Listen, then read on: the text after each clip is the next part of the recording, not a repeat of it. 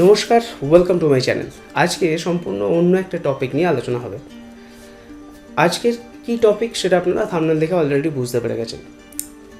যাই হোক, আপনারা দেখে হয়তো অনেকে ভাববেন যে এটা হয়তো ফালতু বলছে, গল্প করছে, ধাপ্পাবাজি দিচ্ছে, কিন্তু বাস্তবে কোম্পানি এটাই আপনাকে বলছে বা কোম্পানি আপনাকে এটাই জানাচ্ছে যে আপনার বিল্ডিংয়ের টেম্পারেচার, সারফেস টেম্পারেচার অর্থাৎ ছাদের যে উপরের গরমটা সেটা 10 ডিগ্রি কমবে।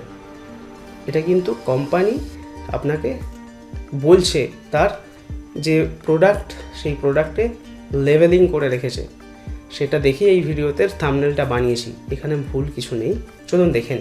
ফার্স্ট হচ্ছে আপনাকে একটা জিনিস আমি বলে দিই যে এটা কিন্তু কোনো প্রমোশনাল ভিডিও নয়। কোনো কোম্পানি আমাকে কোনো টাকা দেয়নি, আর আমি কোনো কোম্পানিও আপনাকে বলছি না যে এই কোম্পানির আপনি ইউজ করুন।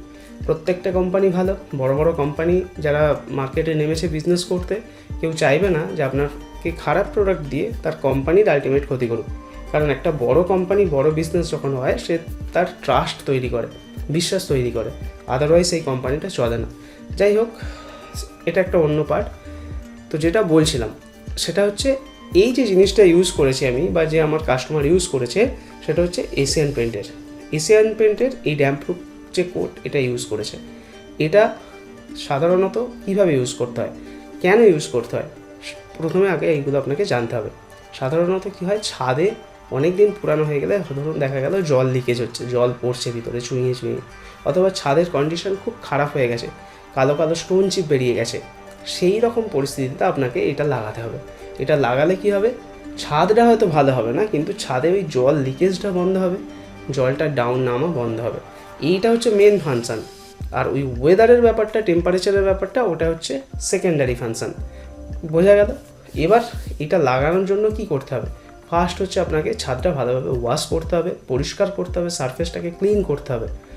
করার পরে আপনাকে প্রথমে একটা সিঙ্গেল কোট লাগাতে হবে, অর্থাৎ জলের সাথে মিশিয়ে 50-50 অনুপাতে জল মিশিয়ে আপনাকে সিঙ্গেল কোট করতে হবে।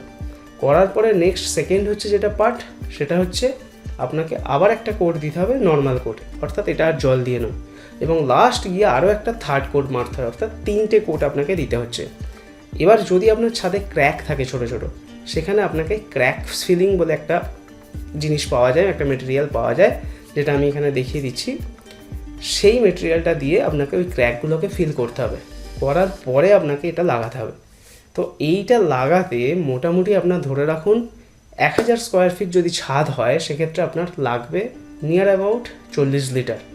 এবার এই 40 লিটারের দাম আজকে ডেটে মার্কেটে 9 থেকে 10,000 টাকা বেসিক রেঞ্জের, অর্থাৎ বেসিক যে কোয়ালিটির ড্যাম্পপ্রুফটা। এবার এটা যদি আর একটু প্রিমিয়াম কোয়ালিটি যান, তাহলে আবার 2-3 হাজার টাকা, 4 হাজার টাকা এক্সট্রা আরও বাড়বে, অর্থাৎ 14-15 হাজার টাকা খরচ পড়বে।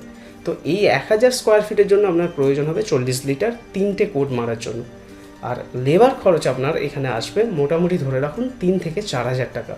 তো এইটা হচ্ছে খরচ। তাহলে পার স্কোয়ার ফিটে যদি আমরা খরচ বের করি, মোটামুটি ধরে রাখুন 12-14-15 টাকার মতো খরচ হচ্ছে। তো এই 12-14-15 টাকা খরচ করে আপনার বিল্ডিংটা 7 থেকে 10 বছর অবধি কিন্তু ওয়াটারপ্রুফিং হয়ে গেল। এটা কোম্পানি আপনাকে গ্যারেন্টি দিচ্ছে।